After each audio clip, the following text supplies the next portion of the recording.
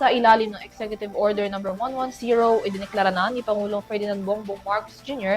ang State of National Energy Emergency dahil sa hindi mapigilang taas sa presyo ng langis. Bumubuo na rin ang Pangulo ng komite para tutukan ang lahat ng galaw ng presyo sa buong bansa para matiyak ang food security. Pinagtitipid na rin ng Pangulo ang lahat ng ahensya ng gobyerno kasunod na nagdeklarasyon ng energy emergency. Narito ang report ni Graciela Gosasol. Idineklara ni Pangulong Ferdinand R. Marcos Jr. ang State of National Energy Emergency upang tiyakin na sapat ang supply ng enerhiya at food security sa bansa. Kasunod ito ng patuloy na pagtaas ng presyo ng produktong petrolyo dulot ng sigalot sa Middle East.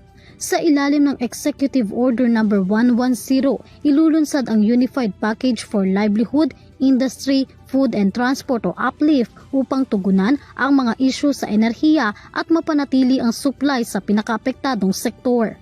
Upang matiyak naman ang maayos na implementasyon ng programa, binuo ng pamahalaan ang UPLIFT Committee na siyang pangungunahan ni Pangulong Ferdinand R. Marcos Jr. Kabilang sa mga magiging miyembro nito ang Executive Secretary at ang mga kalihim mula sa iba't ibang departamento ng bansa.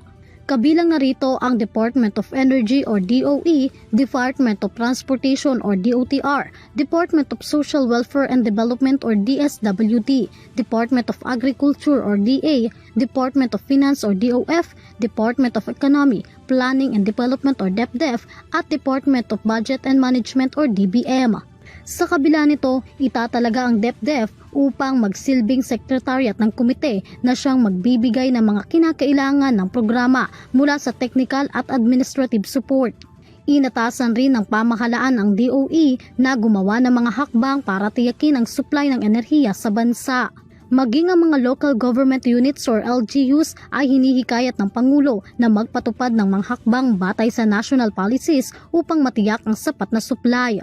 Layunin ng pamahalaan na patuloy na mabantayan ang sitwasyon ng bansa, patuloy rin ang pagpapatupad nito ng mga kinakailangang hakbang upang mapanatili ang supply ng enerhiya at maprotektahan ang kapakanan ng bansa sa gitna ng tensyon sa gitnang silangan.